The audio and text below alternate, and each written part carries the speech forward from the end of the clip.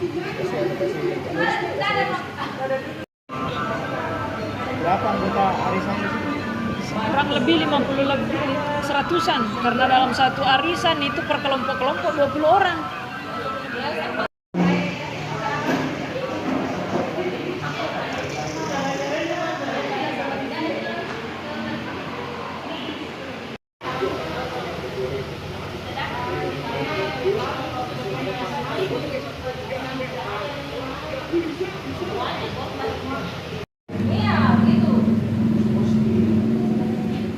Nah, itu kita nanti kaget pada saat dia pindah.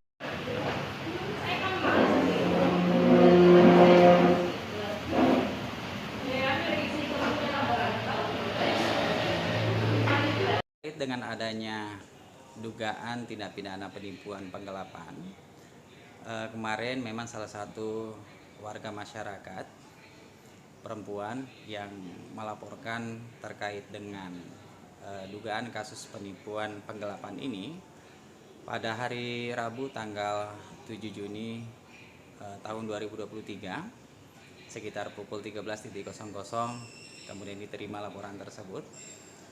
Dan pelapor melaporkan kaitannya dengan kejadian itu, di mana berawal dari adanya postingan dari pelapor di Facebook untuk menawarkan nomor arisan. Kemudian dari beberapa orang, khususnya ibu-ibu, termasuk juga pelapor mengikuti itu dan kemudian memesan beberapa nomor arisan dan kemudian sempat mengirimkan uang. Di sana sempat terjadi komunikasi. Ketika terjadi komunikasi dan kemudian dijanjikan bahwa arisan tersebut akan diberikan, dikembalikan pada bulan Juni, dan sampai dengan saat ini yang bersangkutan sebagai terlapor berinisial F itu sampai saat ini tidak bisa dihubungin, sehingga beberapa warga hadir di tempat kita termasuk juga pelapor yang berinisial D itu melaporkan kejadian tersebut.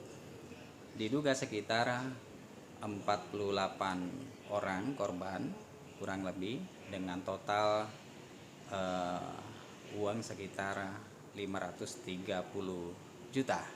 Saat ini dari unit reskrim sedang melakukan proses penyelidikan terkait dengan hal tersebut dan kemudian melakukan pemeriksaan terhadap pelapor berinisial D untuk proses penyidikan lebih lanjut.